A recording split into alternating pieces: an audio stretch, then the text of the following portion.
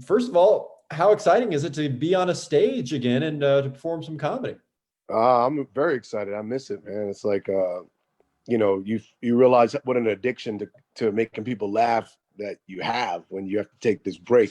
It's you sit. I started sitting in my house. I felt depressed. I was like, I need to get out and tell some jokes because just sitting in the house was just driving me crazy. So I just like pandemic and all. I got to go. I got to make people laugh for myself. Hey, I get it, man. You've been doing it for 30 plus years. Yeah, it's something that's just natural for you. When was the last time you were on a stage? I mean, have you been able to do this over the last I've few done months? maybe 4 gigs. I went to Oklahoma City Yeah. and I had a great shows there. I think I went one other place. I went to Philadelphia when it first I did it outdoors. We've been finding ways to do it. I learned that even though they're cutting the amount of people that's going to be in the theaters and Mhm. in the comedy club, and because of social distancing, Right. I still find that people want to laugh, and the laughs still fill the room. Very well said. So, what does your material these days include? Do you talk about some of the current pandemic, or how do you approach that? I try to stay off pandemic. Maybe I'll jab at it, but I think we're all dealing with it. Right. At a point, you just go, I know that joke. We all, I trust me. There's only but so many pandemic jokes you want to tell. You want just people to remember life and laugh about life and things that happen, not pandemic related, because there's life outside of this pandemic. I hear you there. We have to remember that, and it's almost good to have a distraction from the pandemic. It dominates so Absolutely. many headlines, and every aspect of going to the grocery store even is different now because of the pandemic and whatnot. Yeah. So I mean, we're all dealing with it. So I just try to talk about stuff that people can always relate to. I talk about family. Talk about my kids and talk about just what's funny to me. You know. Yeah, hey, that makes sense. It's funny to a lot of other people too. Well, let me ask you though, while we're somewhat on the topic of the pandemic, what has it meant for you and your family and your kids and whatnot? Um, it's been weird because my kids they make me get a COVID test every other week, Oh or wow. they won't see me. They're like, Dad, you're way too social. And so they make me get a COVID test literally weekly. And but I think it's been good though because I get to spend some more time with them, and I got to go over there. They found out that I could cook. They didn't know that. I learned to barbecue during the pandemic. I make really good steak. I mean, I'm not no Kansas City barbecuer, but I'm really good. Well, I'm happy to hear that. That's impressive. Yeah, I guess tell us, you've been to Kansas City before, I would imagine. What do you like I about coming here? I come for the barbecue. Y'all food is amazing. I always leave there like 7 pounds bigger. Yeah. I leave there with a pooch every time. The barbecue is great. Oh yeah, that's gonna happen to you. There's no doubt. You have to go to the spots. You can't come to Kansas I'll City be if eating not. stuff that I ain't know I ate before. Well, I don't even know what a brisket is, but I be tearing them up. I don't Yeah, know what part of the cow or the pig a brisket is, but I wear them out. yeah, it is definitely a cow, and we're definitely proud of it. So I'm glad that you are enjoying it. In Kansas City right now, the big hubbub is about the Chiefs. We've got this team that's the best in the NFL right now. What team do you root for when it comes to the NFL? Steelers. All right, man. Well, Oh, yeah, no, I know they always they. I want to see a great game if they go head to head. That would be it's very possible. it'd be a great game. But I think Mahomes and yeah, and the tight end Kelsey. I think they have a great team. Hill is fast as hell. I mean, and Andy Reid is an incredible coach, and I'm actually really happy and proud of their team. They're fun to watch. Mahomes is a video game. Yeah. I he's a video game. He's like watching a John Madden football, like and playing with my son, and he's just doing all kind of tricks. It's like you can't bring him down, and he throws these passes from over there, from behind the back. He's a globetrotter or quarterback. That's a good way to put it. Yeah, we are definitely spoiled here. No play is ever like done. If he's scrambling just a little bit, all he needs is that much That little bit space. of window. Yeah, he's great. Yeah. All right, man. What about your Steelers? They started off what, like 10, 11 and 0, and now, lost a few games. Does that worry you at all going into the playoffs? Yes, it worries me. Absolutely worries me. It's like I think, but losses is good. I think it's better for them to lose now than lose in the playoffs. So hopefully they got the losses out the system, and they have a very tough division. So I hope they go in there and they go get it.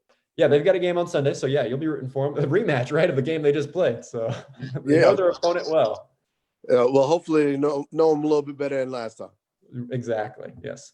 All right. So beside from traveling for comedy and whatnot, you've also been working on several movies, Marlon. I wanted to ask you about On the Rocks just came out this fall. Yeah.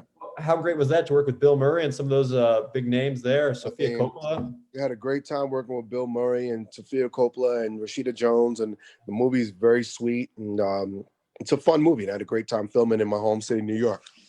Ah, even better. Yeah. And working with Bill Murray, that's always a win.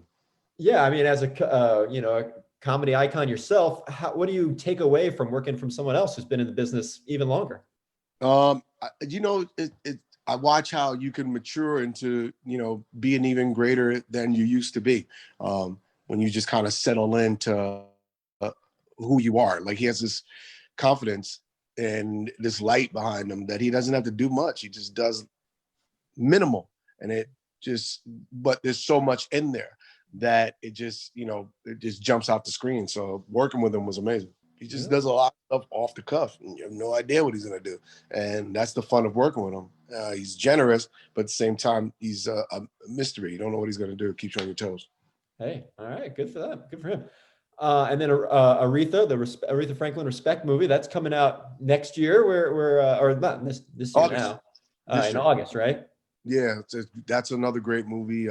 Working with great Forrest Whitaker, and Jennifer Hudson's amazing in the movie, and Liesl, Tommy the director, did a great job, and I finally get to play a bad guy. Yeah. What did you enjoy about that?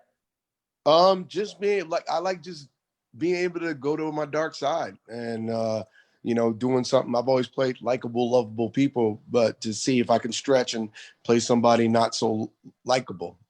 He's in terms of her first husband, who was her manager, but also they had some domestic issues. So it was fun playing a little bit of that villain, but it's layered because it's about love. He does love her, but sometimes people are just damaged, and damaged people damage people. That's well said. So what was the hardest part about approaching that role? I don't damage people. I'm a sweetheart. So I had to go to a dark place. I'd hang out with some of my mean friends. All right. Find some inspiration that way. Yeah. I mean, but life's more fun when you're not a mean person, right? I mean, it's more fun to smile and whatnot. Yeah, because you get to reach and you get to, try different things. And, once again, you dig into a dark part of you didn't know you had. And you dig into your pain, and you dig into, a lot of things that you lock into a safe.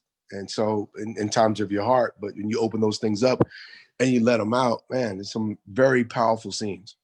Well, good. All right. I'm looking forward to that. Now, I think you filmed a lot of that movie, and I don't know about On the Rocks, before the pandemic came about. Is that right, or did you have to film some scenes?